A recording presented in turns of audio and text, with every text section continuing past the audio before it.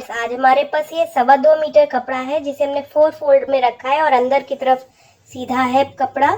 तो इस तरह से लंबाई में एक बार फोल्ड है और एक बार चौड़ाई में। तो ये 4 फोल्डेड कपड़ा है। इसमें से हमें एक प्लाजो पैंट बनाने वाले हैं जो कि गर्मियों में बहुत आरामदेह होगी। हमें 3 नाप मेनली चाहिए होगी जो कि आपको देख पा रहे होंगे। ये नाप है हमारी हिप की सरकमफेरेंस, लंबाई और हमें नीचे जो मोहरी की नाप चाहिए। तो ये तीनों माप हमें चाहिए होगी। तो जो भी हिप की आपकी सरकमफेरेंस हो उसे 4 से डिवाइड करके उसमें 1 इंच एक्स्ट्रा जोड़ेंगे। तो वो निशान लगाने के लिए हमने कपड़े को ऐसे खोल लिया है और डबल फोल्डेड अब हमारा कपड़ा है। ये देखिए डबल फोल्डेड है, अंदर की तरफ सीधा पल्ला है। इसको डबल फोल्ड करके इस तरह से बिछा लिया है। अब हम यहाँ पर जो भी लंबाई है हमारी उसमें 4 इंच एक्स्ट्रा जोड़ते हुए निशान लगा लेंगे। तो जैसे हमारी यहाँ पर हमें 36 चाहिए थी तो 40 इंच पे हमें यहाँ पे निशान लगा लेना है। ये जो 4 इंच एक्स्ट्रा है ये ऊपर और नीचे मोड़ने के लिए और सीम अलाउंस के लिए हो जाएंगे। तो इस तरह से निशान लगाने के बाद 2 इंच नीचे भी हम एक निशान लगा लेंगे। तो जो मेन हमने लाइन बनाई थी उसके 2 इंच नीचे भी एक लाइन हम इस तरह से खींच लेंगे। ये हमारी मोड़ने के टाइम पे यूज होएगी। तो इस तरह से सीधी लाइन खींच ली हमने। इसके बाद हमें जो भी हिप की सरकमफेरेंस है उसे 4 से डिवाइड करके, यानी 42 में से 4 से भाग किया तो 10.5 आया और 1 इंच जोड़ा तो 11.5। और उसके बाद यहाँ सेकेंड लाइन से जो भी हिप की सरकमफेरेंस है उसके चौथे भाग में 2 इंच जोड़ना है, यानी 12.5 पे हमने इधर से एक निशान लगा लिया। अब इधर 2.5 इंच के ऊपर इधर एक्स्ट्रा निशान लगाएंगे। ये देखिए 2.5 इंच इधर से। अब इधर से थोड़ा सा कर्व दे देंगे क्योंकि लाइन वहां पे ऐसी सीधी हमें दिख रही है इसलिए हमने नहीं खींची है। नीचे की तरफ हमें 14 इंच का मोहरी चाहिए तो हम 7 इंच पे मार्क कर लेंगे। तो ये 7 इंच पे हमने मार्क कर लिया और बिना किसी झंझट के इस तरह से हम इंची टेप की मदद से निशान लगा लेंगे। तो हमें कोई रूल पट्टी या कर्व पट्टी नहीं चाहिए होगी और इस तरह से हमारा ये प्लाजो के आगे के दोनों पल्ले रेडी हो जाएंगे। तो देखिए हमें हिप की सरकमफेरेंस, लंबाई और मोहरी तीनों ही नाप हमने यहाँ यूज कर लिए। तो अब हमने इसे काट के अलग कर लिया। अब हम इस कपड़े को आगे की तरफ बढ़ाएंगे और इधर भी हमारा जो डबल फोल्डेड कपड़ा है उस पे इस तरह से रखेंगे क्योंकि हमें पीछे का पल्ला 2 इंच बड़ा चाहिए होता है। तो देखिए इस तरह से हमने अपने पल्ले को रखा। यहाँ 2 इंच एक्स्ट्रा हमने रखना है क्योंकि पीछे जब हम बैठते हैं तो नीचे हो जाता है, वो ना हो इसलिए हमने ये ऐसे किया है। तो ये हो गया। 2 इंच हम नाप लेंगे कि इधर एक्स्ट्रा है भी कि नहीं। अगर आपका कपड़ा ऊबड़ खाबड़ा है तो उसे पहले आप बराबर कर लीजिएगा। ये देखिए 2 इंच एक्स्ट्रा हमने ले लिया है।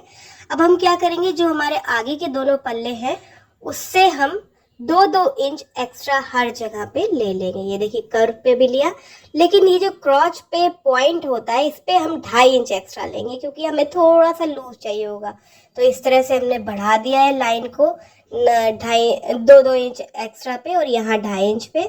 अब हम ये जो लंबाई हमारी पहचे की होगी ये, इसका जस्ट हाफ हम कर लेंगे। ये जस्ट हाफ हो गया। इस पॉइंट पर हम 1.5 इंच एक्स्ट्रा लेंगे, यानी हम यहाँ पे थोड़ा सा कम कर देंगे। तो इस तरह से एक कर्व लाइन के साथ ही नीचे तक जाएंगे हम।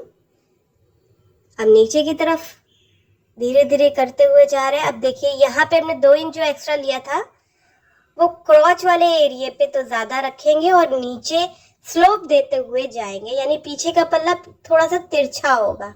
तो जब लास्टिक लगाएंगे तो थोड़ा सा अलग होगा। ये देखिए 2 पल्ले आगे के और 2 पल्ले पीछे के हमें मिल गए हैं। अब ये जो हिस्सा साइड से बचा हुआ आया है इससे हम 13 इंच लंबाई पे एक निशान लगाएंगे। ये जेब के लिए बन रहा है। इसे आप अपने मन से लंबा और चौड़ा कितना चाहिए वो रख सकते हैं। हमने यहाँ 13 इंच लंबा और लगभग हमारा ये 7 से 8 इंच तक चौड़ा होता है और इसे हमने बीच से 2 भागों में बांट लिया है।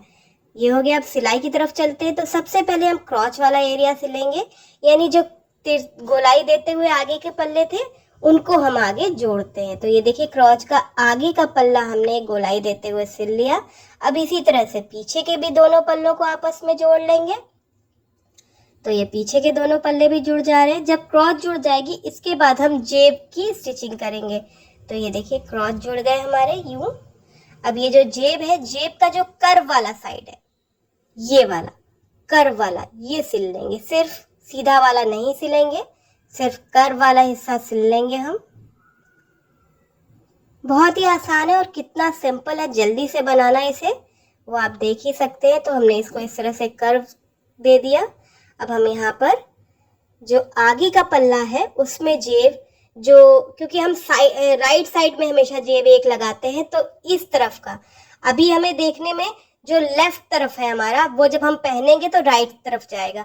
उस तरफ पे हम 3 इंच पर एक निशान लगा लेंगे, 3-3.5 इंच पे, क्योंकि हमारी जेब को जब हम पट्टी मोड़ेंगे तो अंदर जानी चाहिए। देखिए इस तरह से उल्टी जेब रखी है और जेब के लगभग 1 इंच नीचे, यानी जहाँ जेब खत्म हो रही है उससे 1 इंच नीचे इस तरह से सिलाई करी, थोड़ा सा अंदर गए, फिर सुई को अंदर रखते हुए घुमाया, फिर 6 इंच नीचे हम सिलाई करेंगे। ये जो सिलाई का मार्जिन हम यहाँ दे रहे हैं ये लगभग आधा इंच का है, तो ये 6 इंच तक हम नीचे ले जाएंगे और फिर हम घुमाएंगे एक बार सुई को अंदर रखते हुए। ये देखिए 6 इंच पर हमने ये करा है और उसके बाद यहाँ से फिर बाहर, ये इससे क्या जेब हमारी बनेगी। तो ये देखिए जेब हमने सिली है, यहाँ 1 इंच का गैप करके सिली है ये। अब ये जो अंदर बॉक्स बनाया है इसके अंदर हम कटिंग करेंगे। ये देखिए ये कटिंग की, ये कटिंग करी, थोड़ी सी तिरछी करी, याद रहे सिलाई ना कटे। अब इसे पलट के अंदर कर देंगे तो ये देखिए इस तरह से आएगा ये यूं। अब हम इसके ऊपर दाब सिलाई दे लेंगे। ये दाब सिलाई इसलिए दे रहे हैं जिससे जेब की फिनिशिंग सही दिखेगी। ये देखिए इस तरह से किया। हम सुई को जब भी घुमाते हैं तो सुई को अंदर रखते हुए कपड़े को घुमाते हैं। यहाँ गए, यहाँ को सुई को अंदर रखा और फिर इधर घुमा दिया ये, तो ये हमारी जेब जुड़ गई है।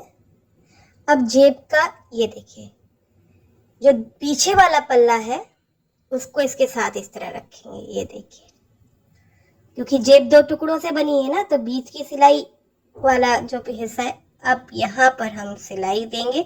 ये जो सिलाई हम दे रहे हैं वो इसलिए दे रहे हैं जब हम आगे और पीछे के पल्ले आपस में जोड़े तो ये जेब जुड़ ना जाए। तो ये देखिए इसको इस तरह रखेंगे कि हमारी एक गाइडलाइन सिलाई की तरह काम करेगी। ये जेब पर बंद नहीं होगी जेब हमारी, तो इस तरह से हमने निशान लगा दिया और नीचे तक जेब हमारी आगे के पल्ले में टक गई।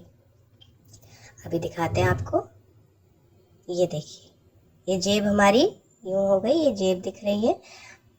अब हम इसके ऊपर पीछे का पल्ला रखेंगे जिसका हमने क्रॉच सिला हुआ है।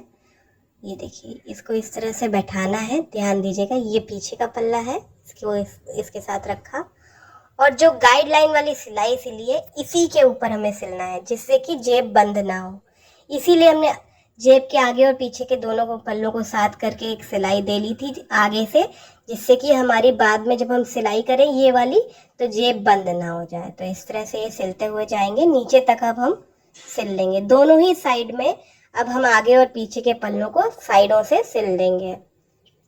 अगर आपके कपड़े में से धागा निकल रहा हो तो आप यहाँ पे इंटरलॉक या ओवरलॉक भी कर सकती है। हमने तो यहाँ धागा नहीं निकल रहा था। अब दूसरी साइड का भी क्रॉच, ये देखिए जेब कितना बढ़िया सा आ गया है। अब दूसरे साइड का भी आगे और पीछे का पल्ला हम आपस में जोड़ लेंगे यूं इस तरह से, ऐसे पूरा नीचे तक सिल लेंगे इसे।